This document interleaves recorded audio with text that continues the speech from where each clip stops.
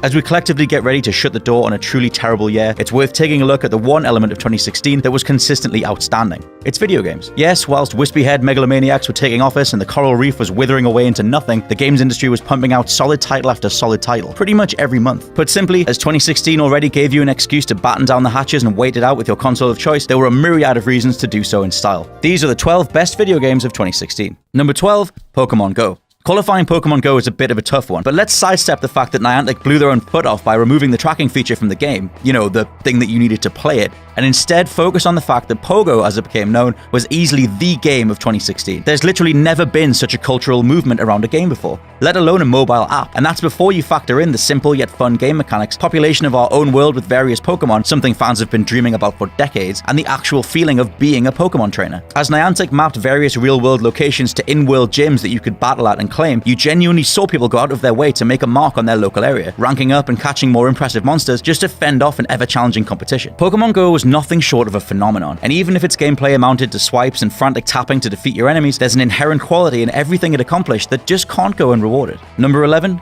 Fury. Now, back to proper games, and there's nothing that released this year that forced you to become one with a control scheme quite like Fury. Developed by Team The Game Bakers, it's ostensibly 2 games in one, a top-down twin-stick shooter with hack-and-slash melee combat and an up-close side-on fighter. Built around speed, reaction times, and the smallest windows of opportunity, you'll need to take down a series of hyper-stylized bosses in the most precise way possible. Waves of blaster fire fill the screen, charged attacks can be dodged or parried. The game knows you're going to get good at its systems and keeps up accordingly. A few hours in, battles will go from being intense duels to full-on Dragon Ball Z-style showcases of special attacks and flurries of clashing swords. It's less about keeping on your toes and more learning to never touch the ground. Oh, and the game's soundtrack is ostensibly this year's Hotline Miami. Number 10, Final Fantasy XV. 2016's Final Fantasy is a mishmash of tried and tested design philosophies, yet somehow it manages to come together into a mostly cohesive whole. Dark Souls-style XP accruing, Monster Hunter bounty reward notice boards, GTA-influenced open-world driving, Dragon Age combat, fishing minigames, photography, selfies. It really is 10 years worth of Square looking at the competition and exacting their own take on how Final Fantasy can still make its mark. All of the above provides great incentive to explore one of the finest and best realized worlds we've ever seen in the franchise. Gas stations sit next to towering monsters, intertwining labyrinthine waterways give way to crash meteors and the slumbering gods that live beneath. It really is the sense of going out on a road trip as 4 supernaturally powered warriors that excels Final Fantasy XV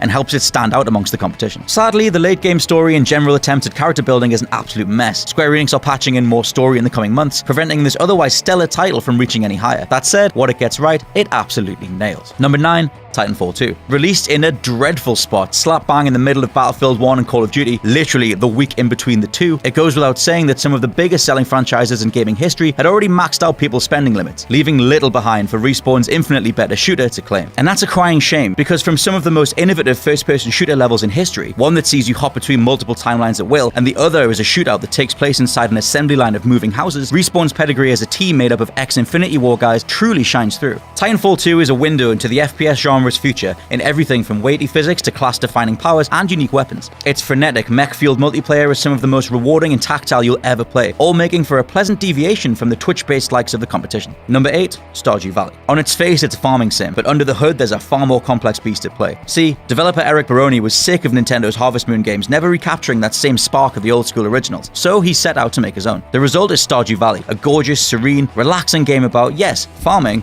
but also dungeon crawling and Animal Crossing-style village bonding. By implementing a solid quest and reward system and a bulletin board for any other quests, such as slaying monsters in the local dungeon, you're given far more purpose and immediacy when it comes to what to do than in any of Nintendo's titles. The sort of game with the kind of heart only an independent philosophy could produce, Stardew Valley is a place everyone should visit at least once in their lives. Number 7, Hitman. Initially seeing its reputation hampered by releasing in monthly installments, IO Interactive used this extended development time to deliver what is honestly the best Hitman you'll ever play. Levels are miniature worlds of AI scripts and intertwining animations, the sheer breadth of which should see Bethesda quaking in their boots. IO even listened to the complainants from years gone by too, smoothing over how the series' iconically over-the-top kills get triggered to make them more obvious, if you so choose. Now, with a revamped step-by-step system easing you into taking out targets in the most ridiculous and impressive ways possible, IO have managed to strike a perfect balance between making a Hitman for the hardcore and the newcomers. The final missing ingredient that elevates this year's entry into quite possibly the finest stealth experience of the decade so far.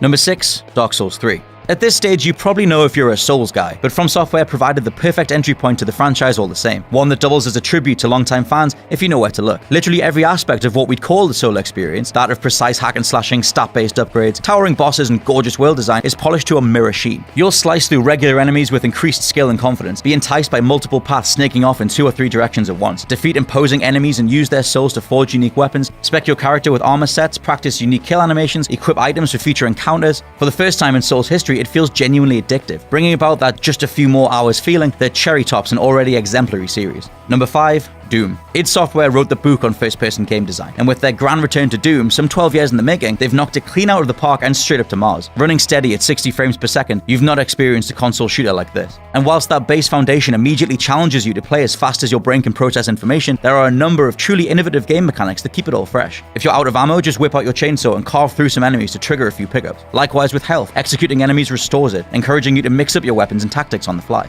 A technical powerhouse from top to bottom. Take gore-soaked levels, varied enemy design, phenomenally powerful weapons, and pack it all in with extra dynamite. Doom is the resulting explosion, and everything you'd expect from a true veteran of the industry. Number 4, The Last Guardian. Hands down, Trico is the best animal that's ever been in a game, period. His inquisitive and improvisational animations help create the illusion that this is a real beast you're dealing with, one that will look out for itself, call after you, and occasionally struggle to adhere to your commands along the way. All of this is in service of believability and reward, like training a cat or a dog in real life. And when they finally do what you want, something that happens far more as the game goes on and our heroes grow ever closer, it establishes a sense of fourth wall breaking magic that really sticks with you. When you begin talking to Trico as if he was a real companion, only for his in-game AI to do exactly what you wanted without uttering a syllable, there's nothing quite so special and unique as The Last Guardian. Number 3, Overwatch. Every single pixel and voxel, from 2D unlockable sprite stickers to voluptuous character models, is bursting with Pixar-rivaling charm in Overwatch. Its overall level of visual flourish extending to some supremely polished combat. Yes, it's multiplayer only, but this is Blizzard we're talking about.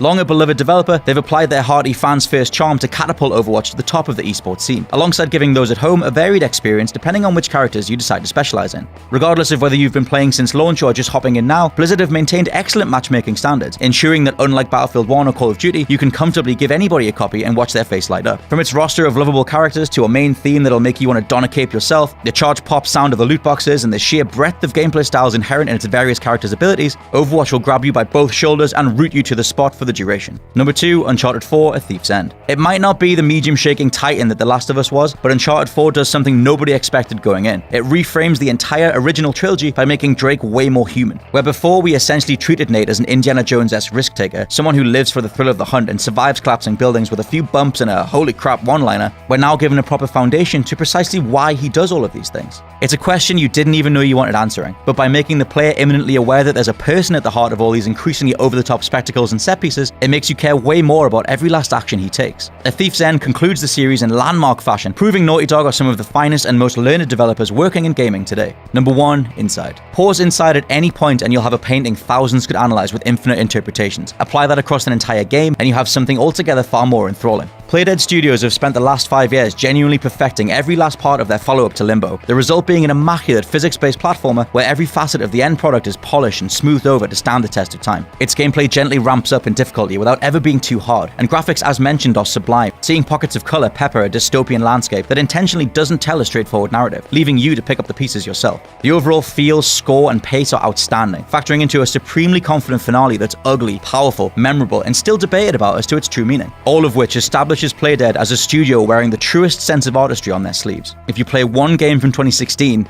make it Inside. And that's our list. What are your personal favorite video games of the year? Let us know in the comments below. I'm Scott from WhatCulture.com, and I'll see you soon.